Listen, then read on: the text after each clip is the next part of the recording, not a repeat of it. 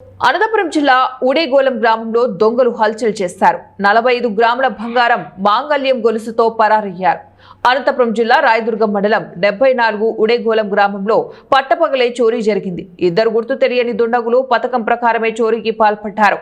గ్రామానికి చెందిన కిరాణా దుకాణం నిర్వాహకులు సునీతమ్మ మెడలో ఉన్న సుమారు 45 గ్రాముల బంగారు మాంగళ్యాన్ని గొలుసును లాక్కొని దుండగులు పరారయ్యారు. మంగళవారం ఉదయం ఇద్దరు యువకులు రిక్కే నిర్వహించి వెళ్లినట్లు తెలుస్తోంది.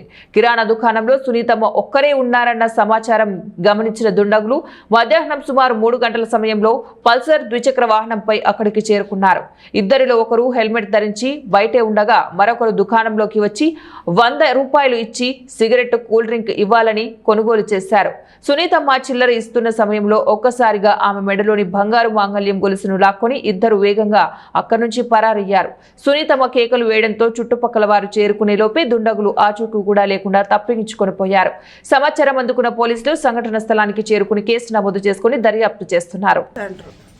ಒಬ್ಬರು ಬಂದಿದ್ರು, ಹೆಲ್ಮೆಟ್ ಹಾಕೊಂಡು ಬಂದಿದ್ರು. ತಿರ್ಗಿ ಅವರೇನೆ 3:10ಕ್ಕೆ ಬಂದರು ಸರ್. ಬಂದು ಅದೇ ಸಿಗರೇಟು ತನ್ಸಪ್ಪು ತಗೊಂಡು ಚಿಲ್ಲರೆ ಕೊಟ್ಟೀನಿ ಸರ್. ನಾನು 54 ರೂಪಾಯಿ ವಾಪಸ್ ಕೊಟ್ಟೀನಿ.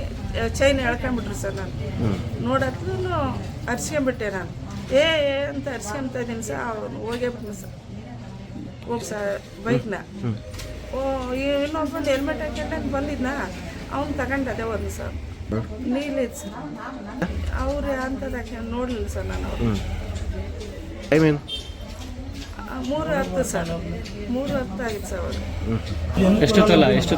4 ತೊಲ ಸರ್.